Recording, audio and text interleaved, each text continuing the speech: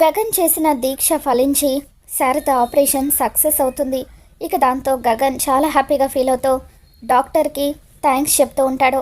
ఆ తర్వాత భూమి శారద కాళ్ళ దగ్గరే పడుకుని ఉంటుంది. ఇక ఇంతలో కొద్దిసేపటికి శారద స్పృహలోకి వస్తుంది. అమ్మ భూమి అంటూ శారద భూమితో మాట్లాడడంతో భూమి చాలా హ్యాపీగా ఫీల్ అవుతూ అత్తయ్య ఇప్పుడే నేను వెళ్ళి బావని పిలుచుకొని వస్తాను అని చెప్పి అక్కడి నుండి వెళ్ళిపోతూ ఉంటే శారద భూమి చెయ్యి పట్టుకుంటుంది. అమ్మ భూమి నీతో నేను ఒక ముఖ్యమైన విషయం చెప్పాలమ్మా. మీ అమ్మను చంపింది మరెవరో కాదు ఆ అపూర్వ అంటూ తను పాత కెమెరాలో అపూర్వ శోభచంద్రను చంపే వీడియో చూసినట్టు భూమికి చెబుతూ ఉంటుంది. వెంటనే మనం ఈ విషయం గగన్కి చెప్పాలమ్మా అని శారద అంటూ ఉంటే అప్పుడు భూమి వద్దత్తయ్య ఈ విషయం ఎట్టి పరిస్థితులను గగన్ బాబుకు తెలియకూడదు. ఆ అపూర్వ గురించి మీకు పూర్తిగా తెలీదు.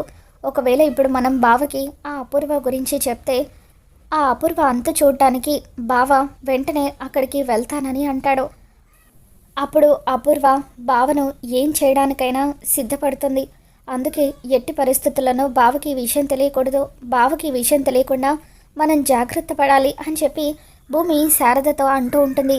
ఇక అప్పుడే గగన్ డోర్ ఓపెన్ చేసుకొని లోపలికి వచ్చి శారద వైపు భూమి వైపు చూస్తూ ఉంటాడు. ఇక దాంతో గగన్ వాళ్ళ మాటలు వినేశాడేమోనని చెప్పి భూమి టెన్షన్ పడిపోతూ ఉంటుంది. మరి గగన్ వాళ్ళ మాటలు వినేసి ఉంటాడా? ఏం జరగబోతుందో మళ్ళీ మన ఛానల్లో తెలుసుకుందాం. ఈ వీడియో మీకు నచ్చినట్లయితే తప్పకుండా లైక్ చేయండి.